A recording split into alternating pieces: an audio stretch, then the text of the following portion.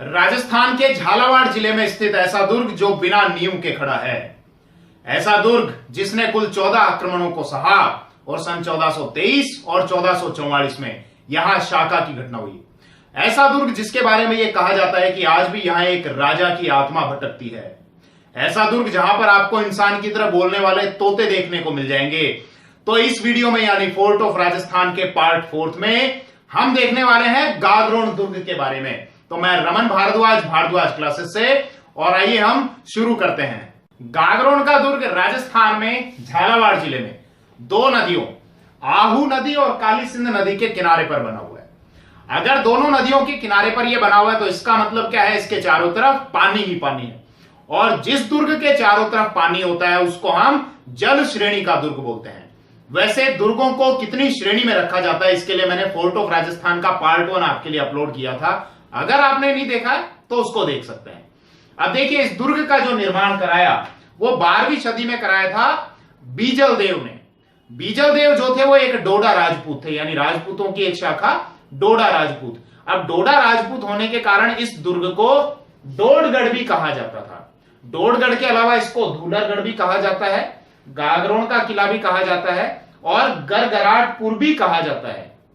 गरगराटपुर के पीछे रीजन समझना, ऐसा कहा जाता है, पौराणिक मान्यताएं हैं, कहीं पर वैसा इसका लिखित उल्लेख नहीं है, मतलब प्रमाणिकता नहीं है इस बात की, लेकिन ऐसा पौराणिक मान्यताएं हैं। ये कहा जाता है कि किसी समय में इस स्थान पर यानी झालावाड़ के गागरोन में, तब ये दुर्ग बना हुआ नहीं था, लेकिन भगवान श्री कृष्ण के पुरोहित थे ऋषि गर्गराचार्य, वो यहां पर रहा करते थे और उनके रहने के कारण इस स्थान को गरगराटपुर कहा गया। इसलिए ये गरगराटपुर का जो नाम है वो इसको कहा जाता है। अब यहां पर देखिए टोटल 2 शाखे हुए थे। एक तो हुआ था सन 1423 में और दूसरा हुआ था सन 1444 में। तो हम एक बार इन शाखों के बारे में बात करने वाले हैं। सबसे पहले बात करते हैं सन 1423 में घटित हुए पहले शाखे की। देखिए, सन 1423 में गागरोन का पहला शाखा हुआ था और इस शाखे के बारे में विस्तृत रूप से हमको जो जानकारी मिलती है वो पुस्तक है अचलदास खींचीरी वचनी का। इसको लिखने वाले व्यक्ति हैं शिवदास गार्डन। इनके द्वारा देखो जो बताया गया है वो मैं आपको बताता हूं कि इस समय यानी सन 1423 में गागरोन के शासक थे अचलदास खींची, और अचलदास खींची मेवाड़ के महाराणा मोकल के दामाद थे। मतलब मेवाड़ के जो शासक थे महाराणा मोकल, इनकी पुत्री थी एक तो लाला मेवाड़ी जिनका नाम था, और महाराणा मोकल के पुत्र थे महाराणा कुंभा। इसका मतलब लाला मेवाड़ी जो है वो महाराणा कुंभा की बहन थी। लाला मेवाड़ी की शादी महाराणा मोकल ने गागरोन के शासक अचलदास खींची के साथ कर दी थी। ठीक है भैया। अब इस समय क्या हुआ, मांडू का जो सुल्तान था उसका नाम था अल्प खां, या उसको होशंग शाह भी बोलते हैं। अब अल्प खां या होशंग शाह ने क्या किया, सन 1423 में गागरोन के दुर्ग पर चढ़ाई शुरू कर दी। आ गया भैया, एक बहुत बड़ी बहुत भारी सेना लेकर पहुंच गया गागरोन, और गागरोन के दुर्ग की घेराबंदी शुरू कर दी उसने, यानी धीरे धीरे धीरे धीरे धीरे गागरोन के दुर्ग को घेरना शुरू कर दिया। अब देखो यहां पर गागरोन के जो शासक हैं अचलदास और इनकी पत्नी है लाला मेवाड़ी, इन दोनों की संतान थे पहलण सिंह। तो अचलदास ने क्या किया, अपने पुत्र पहलण सिंह को तो यहां से निकाल दिया कि बेटा तू तो चला जा, तू अपनी जान बचाकर चला जा, होशंग शाह का मुकाबला मैं कर लूंगा, मैं लड़ लूंगा। तो पहलण सिंह तो यहां से चले गए निकलकर अपनी जान बचाकर। अब ये युद्ध हुआ, बड़ा जबरदस्त युद्ध हुआ। देखो अल्पदास, ये जो अचलदास जो हैं, अचलदास की सेना बहुत छोटी थी होशंग शाह के मुकाबले, लेकिन बावजूद उसके उन्होंने हार नहीं मानी, उसके साथ युद्ध किया, यानी योद्धाओं ने यहां केसरिया किया। और अचलदास की जो पत्नी है लाला मेवाड़ी, इनके नेतृत्व में राजपूत वीरांगनाओं ने जौहर की घटना को किया, यानी अग्नि कुंड में वो जिंदा कूद गई। तो यहां पर सन 1423 में ये गागरोन का पहला शाखा हो गया और गागरोन के किले पर होशंग शाह या अल्प खां का अधिकार हो गया। अब देखो अल्प खां तो यहां से चला गया और इस दुर्ग का कार्यभार अपने बेटे गजनी खां को दे दिया। उसने कहा बेटा मैं तो जा रहा हूं और गजनी खां तू इसको संभाल ले। अब कुछ समय बाद अल्प खां की तो हो गई मृत्यु, और अल्प खां के बाद अगला शासक कौन बना मांडू का, गजनी खां। गजनी खां देखो थोड़े से टाइम तक राजा रहा, और थोड़े समय बाद जब उसकी भी मृत्यु हो गई तो मांडू का जो अगला सुल्तान बना वो बना महमूद खिलजी। अब ये महमूद खिलजी वही है जिसको सन 1437 में महाराणा कुंभा ने हराया था, और इसको हराने के बाद महाराणा कुंभा ने चित्तौड़ के दुर्ग में विजय स्तंभ या कीर्ति स्तंभ का निर्माण करा दिया था। वैसे चित्तौड़ दुर्ग के बारे में मैं वीडियो पहले ही अपलोड कर चुका हूं, तो अगर आपने नहीं देखा तो उसको भी देखना, बहुत इंटरेस्टिंग है, आपको मजा आ जाएगा देखने में।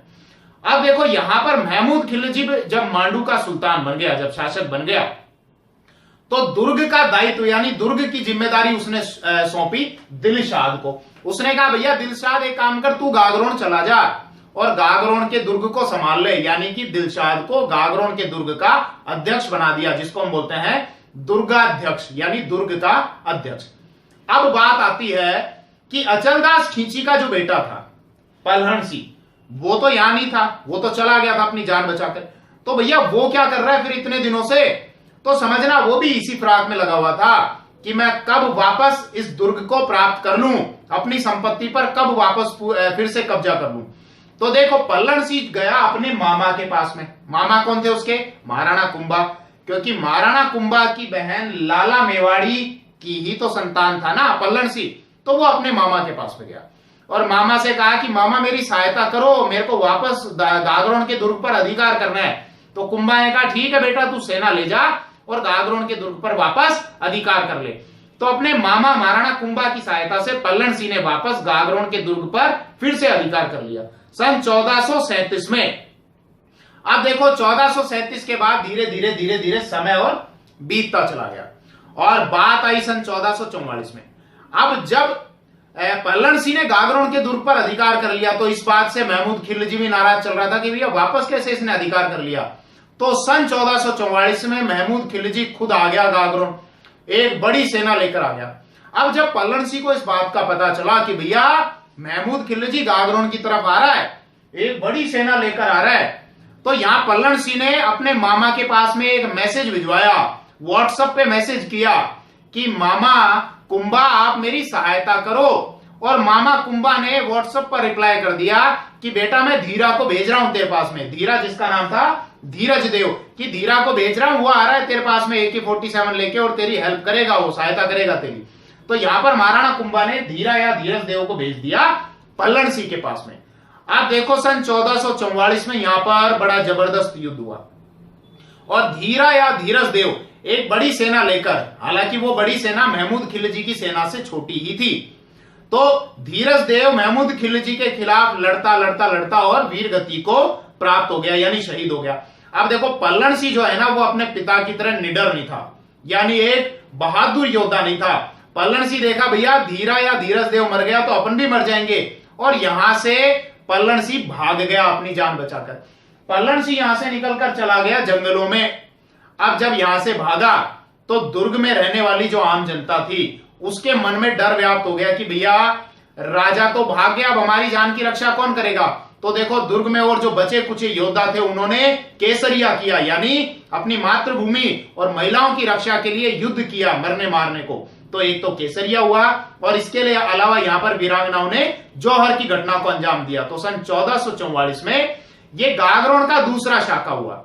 अब देखो आपके मन में ये सवाल तो आ रहा होगा, सर पल्लन सिंह जब यहां से भागा तो पल्लन सिंह का आगे क्या हुआ। तो भैया बात ऐसी है, पल्लन सिंह यहां से निकलकर तो भाग गया, जंगल में पहुंच गया, लेकिन कायर के लिए कोई जगह नहीं होती है।